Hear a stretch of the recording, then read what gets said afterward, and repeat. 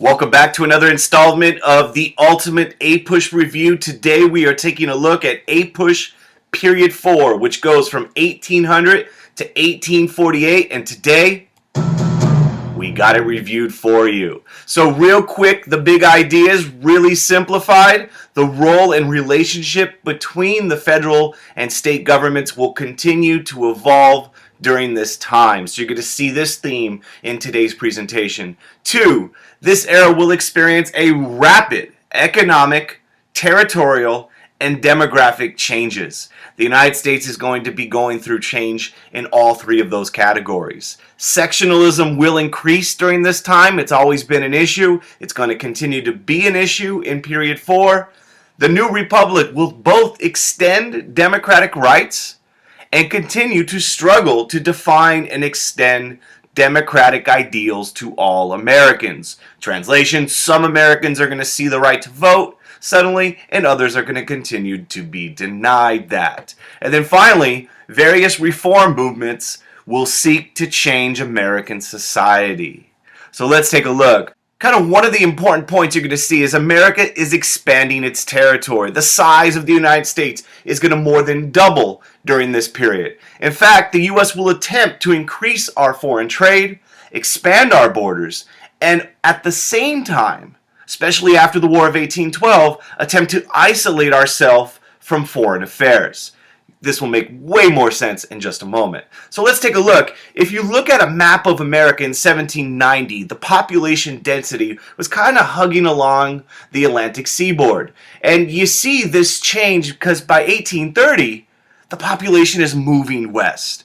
You know, you still got these population centers like Boston and Philadelphia, but people are moving west with increasing frequency. And there's a lot of different reasons for it. One, the population's growing through natural population growth. Birth rate is allowing the population of the United States to increase. You also have this huge amount of immigration coming, especially around 1830 and especially 1840. The number of immigrants increase, and the people who are coming are different. The number one group is the Irish, number 2 is the Germans, and then number 3 are English immigrants as well as others. Transportation improvements allow this western expansion to take place as well. You know, we have this transportation revolution with canal building, the first national road, the Cumberland Road, and eventually, of course, the big one, railroads in the 1830s and 40s. So transportation improvements allow this western expansion. And then with Eli Whitney's cotton gin, invented in the 1790s, cotton production is going to increase. And Southerners are looking for more and more land, and with the increase of cotton production, unfortunately, goes the increase of slavery. And it's going to be moving west into places like Alabama and Mississippi and Missouri. Other reasons for this western expansion are threats are removed from the continent. And for instance, Napoleon was kind of hoping to create a French empire once again on the North American continent, but that all goes, disappears because in 1803, Jefferson gets the Louisiana Purchase, doubling the size of the U.S. without having to go to war. Remember in the War of 1812, once again, England and us, round 2, we fight. And we are able to fight to a stalemate. We don't defeat England, but we stand up to them again, and we get those British forts that had been kind of hanging out since the Treaty of Paris after the American Revolution. We get rid of those once and for all. And then in 1819, we reach a deal with Spain, the Adams-Onis Treaty, where Spain agrees to sell us Florida. So we're able to move west, our boundaries are expanding, and of course the sad reality, this is going to take place as a result of many Native American defeats. And we'll take a look at that in just a moment. In fact, right now. So if you look at a map, this is kind of roughly land lost by Native people up until 1783, and that same land by around 1850. It's a rapid decline in the amount of native land. And there's a whole bunch of events, and we'll kind of briefly highlight a few of the key ones for APUSH period 4. And one, the Battle of Tippecanoe. Tecumseh is defeated by William Henry Harrison just before the War of 1812. You have the First Seminole War, which takes place in 1816, 1818, where the natives once again are defeated. And tragic events surrounding the Indian Removal Act, the ignoring of the Supreme Court by Andrew Jackson, and of course, finally, the Trail of Tears, where the so-called 5 civilized tribes will be removed from the territory. Now, a couple of kind of things to keep in mind. Remember, in this period, you also have this struggle for neutrality. Even before 1800, Washington, Adams had been trying to stay neutral from the war, the Napoleonic Wars. And we had the Chesapeake Leopard Affair in 1807, where England attacks our ship, the Chesapeake. We have the Embargo Act, which is a big epic failure. You can't trade with anybody. And it's replaced by the Non-Intercourse Act, where in 1809, and eventually make its bill number 2, which all of those are unable to really preserve American neutrality, which leads eventually to the War of 1812. And there's a lot of reasons why we have the War of 1812. You know, we want to defend our neutrality from impressment. We want to defend our national honor. There's also those continued forts on U.S. soil. Tecumseh and his brother are being supplied by the British with guns, which are then being used against Americans on the frontier. And of course, some of those war hawks like Henry Clay and John C. Calhoun are talking about, why don't we expand our territory and take Canada? And eventually we have the War of 1812 under James Madison, which leads eventually to the Treaty of Ghent, and all is settled once again between us and our former mother country. Key concept in the APUSH standards, the U.S. will seek to expand its global presence by focusing its expansion on the North American continent and continuing to promote foreign trade. So kind of some highlights for this is, of course, the Louisiana Purchase, already mentioned. Jefferson goes to war rather than pay tribute to the Barbary pirates. He goes to war, uses the Navy, which he criticized under Adams, to fight the Barbary pirates. The War of 1812 preserves our neutrality. The Rush-Bagot Treaty of 1807, Secretary of State John Quincy Adams helps negotiate an agreement where England and the U.S. agree to disarm the Great Lakes region, possibly preventing a war.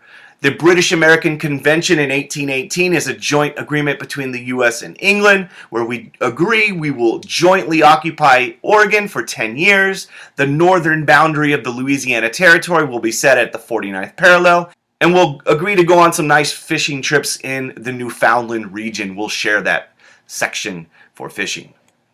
Adams-Onis Treaty will buy Florida from Spain. Monroe Doctrine of 1823, we basically tell Europe, stay the heck out of the Western Hemisphere, no more colonies, we won't intervene in your affairs, you stay the heck out of ours. No way we could enforce it, but England was down with it, so they never really test the Monroe Doctrine. The Lone Star Republic is established in 1836. Texans kind of declared their independence from Mexico, causes all sorts of controversy. No one wants to annex Texas because of the whole issue of slavery. So Texas will be its own country for a brief period. Things we'll cover in period 5, but actually fall in the framework of period 4, the election of Polk, Manifest Destiny, Oregon, Texas, and of course the biggie, the Mexican-American War. But we'll cover that next time. Kind of one of the key ideas happening during this time period as well is the rise of nationalism. And really you see cultural nationalism where patriotic themes can be seen in art, literature, and other forms. So you have the Hudson River School where people are painting these landscape paintings of the Hudson River Valley, celebrating the natural beauty of the North American continent. You have men like John James Audubon studying the birds of North America. So you have all this kind of cultural nationalism after the War of 1812. Economic nationalism can best be seen in the American System by Henry Clay, where he talks about the need for the Second Bank of the United States. It's reestablished, rechartered in 1816. You have the Protective Tariff, where the tariff's goal was to protect American industry and also help fund transportation improvements, which is the third part of the American system. So this idea of developing the economy of the United States. Political nationalism, we can also see there's only one political party after the war. It is the Democratic Republican Party. The Federalists were already kind of fading away. The Hartford Convention hurts them, and you have one political party. And we get this called the era of good feelings. And they do adopt some Federalist ideas even before this time period. The Republicans were adopting some Federalist ideas, but there still will be disputes over things like the tariff and slavery, the bank. So it's not exactly all good feelings. Politics between these 1800 to 1848. Of course, you have the election of 1800, the first peaceful transition of power with the election of Jefferson, the era of good feelings. Kind of the election of Monroe is kind of seen as the start, and it kind of starts to fall apart after the Panic of 1819. One political party, Federalists are gone. Of course, not all good feelings, because there are factions within the Republican Party. They have disagreements over issues like slavery and tariffs, and all of it will kind of just crumble with the election of 1824 and the so-called corrupt bargain when John Quincy Adams becomes president following a disputed election, and suddenly Henry Clay becomes Secretary of State, and you have this period of political tension. All throughout this period, historians have kind of pointed it out as the age of the common man, as new state laws are passed which allow for more white men to vote. And so property requirements are done away with. And so you have this huge increase in the number of people participating in the electoral process.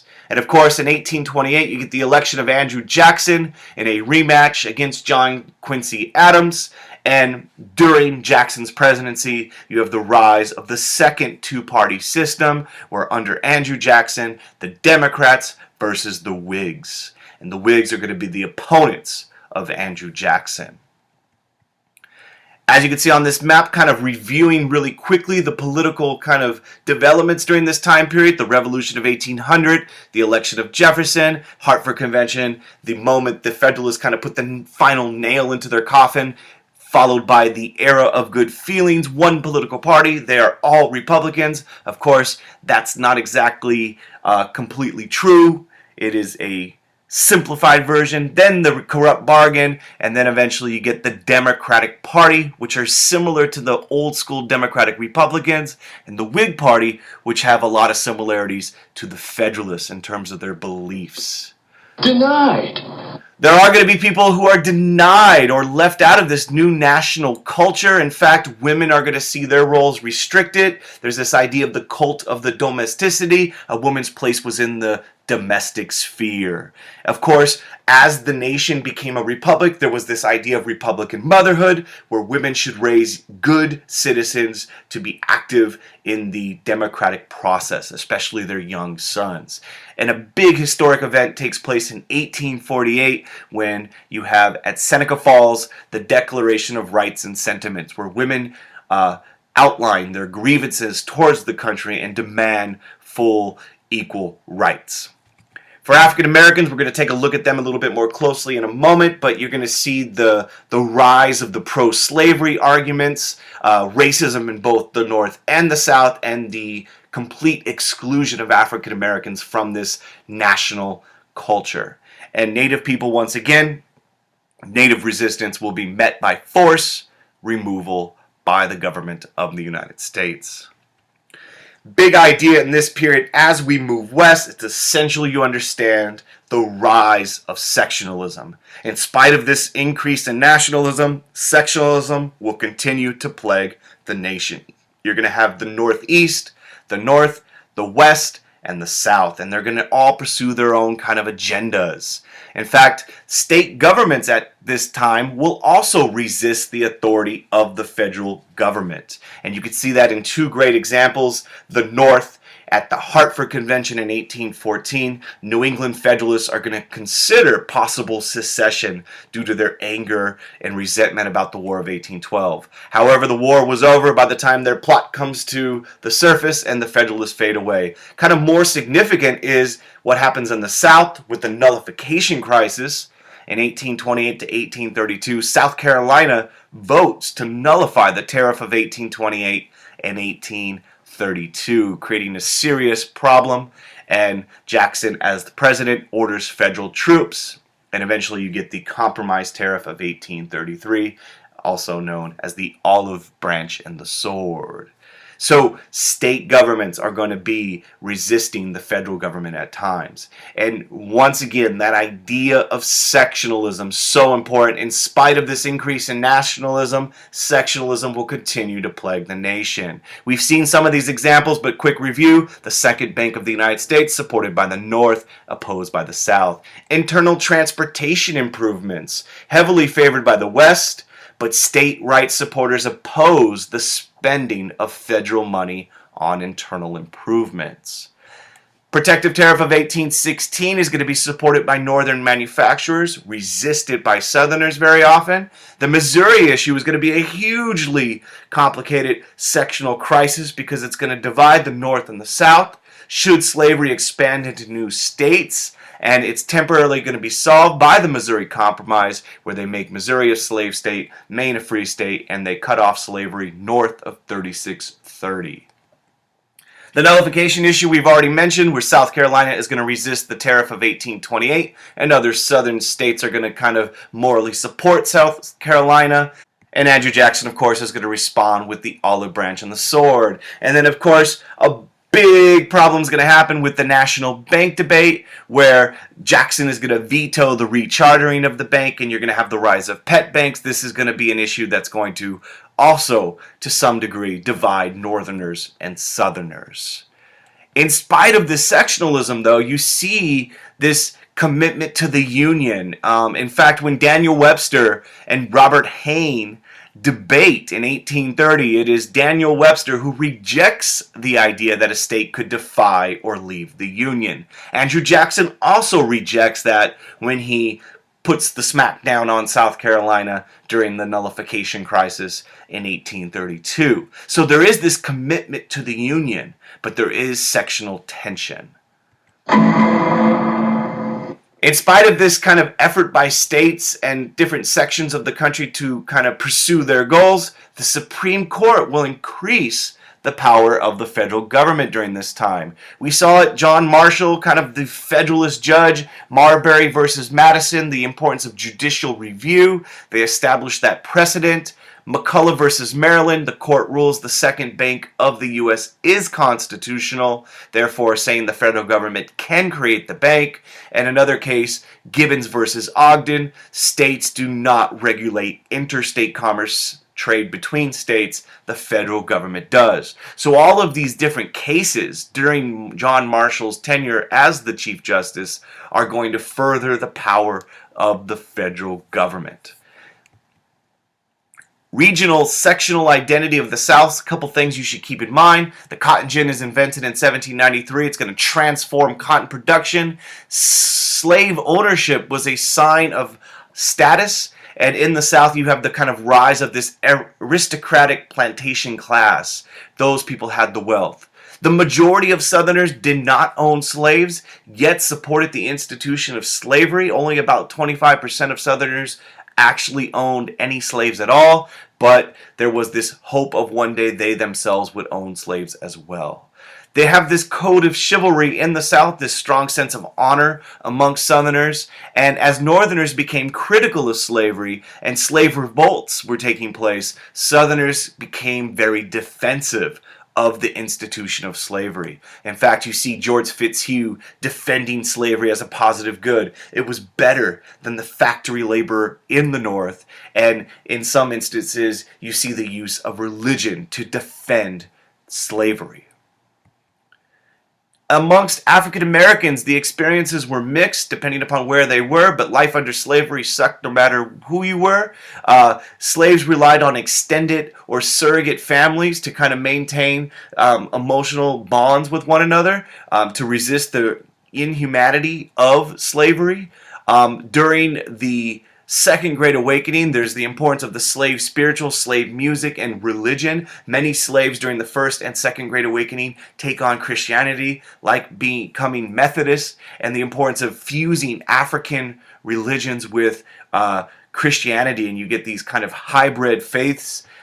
Slave resistance plays a key role. You're going to have all sorts of different ways that slaves are going to show their unhappiness with the institution: sabotage, destroying things, destroying tools, running away, work slowdowns, and the most obvious one is going to be rebellions. And Denmark Vesey is an example. In 1822 in Virginia, his rebellion is going to be betrayed, and he is, along with his supporters, are going to be killed before the rebellion can take place. Nat Turner is going to have some luck. In 1831, he is going to rebel. Unfortunately for Nat Turner and his followers, after the rebellion takes place, eventually they are captured and killed as well. And these rebellions and the threat of rebellions leave southern states to pass stricter slave codes. There is going to be a growing abolitionist movement in the North. There is going to be a free black population in the North and the South, with severe restrictions on them in both places. And you're going to get individuals like David Walker, his famous appeal to the colored citizens of the world in 1829, basically talking about the importance of fighting back against the inhumanity of slavery. Other abolitionist movements, the American Colonization Society, their whole plan was to eventually slowly free slaves and send freed slaves to Africa. You also get individuals like William Lloyd Garrison, the American Anti-Slavery Society he creates, calling for immediate, uncompensated emancipation in his famous newspaper, The Liberator. And a lot of other individuals such as Frederick Douglass and so on. There's also going to be a unique regional identity of the North. While the South is relying on Southern agriculture and especially slave labor, you're going to see the rise of manufacturing in the North. Samuel Slater, known as the father of the factory system, the growth of cities. Eli Whitney's interchangeable parts allows for mass production in factories. The steam engine, developed by Robert Fulton with the Clermont, allows for transportation costs to be cheaper. The Lowell factory system in Lowell, Massachusetts, worked by New England farm daughters, later Irish immigrants. All of this is kind of changing the economy of the North. You have the court case Commonwealth versus Hunt, where the state Supreme Court rules that labor unions are allowed. And as a result of these opportunities in the factory system, immigrants are coming into the U.S., the Irish, the Germans, the English, and every other group that was coming, and they tended to settle in the North or in the Midwest farm regions. And you get these immigrants coming in, and of course with that you see the rise of nativist groups such as the Know Nothing Party, who is anti-immigrant, especially Irish immigrant. Keep in mind, although these two regions are developing unique characteristics, the economic activities of the South and North were linked together. Southern cotton provided the raw material for manufacturing in the Northeast. And also, closing out, in this period of time, you have the Second Great Awakening take place, Charles Finney and the religious revivalism, this idea of spiritual reform from within. And these awakenings are sweeping the frontier, and huge number of conversions and religious revivalism. But also during this time period, you have various social reform movements. You have the temperance movement, the American Temperance Society trying to get people to stop drinking. You have prison reform by Dorothea Dix. You have the abolitionist movement, people like Frederick Douglass, William Lloyd Garrison, David Walker, and many, many others. You have women's rights movement, Seneca Falls we've seen, education in the North in Massachusetts with Horace Mann, and a whole bunch of utopian societies, some religious, such as the Mormons and the Shakers, others like Brook Farm, where they're trying to create these model idealistic communities to reform society. Alright everybody, that's going to do it today. Passing APUSH is hard work. Hopefully this video on period 4 made it just a little bit easier. And if you're confused with anything, post a comment. If you thought the video helped you out even just a little bit, hit that little thumbs up guy. And if you haven't already done so, subscribe to Joe's Productions. We're always making new videos and we love the support.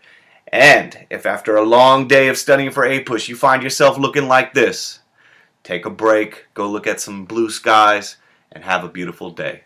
Peace.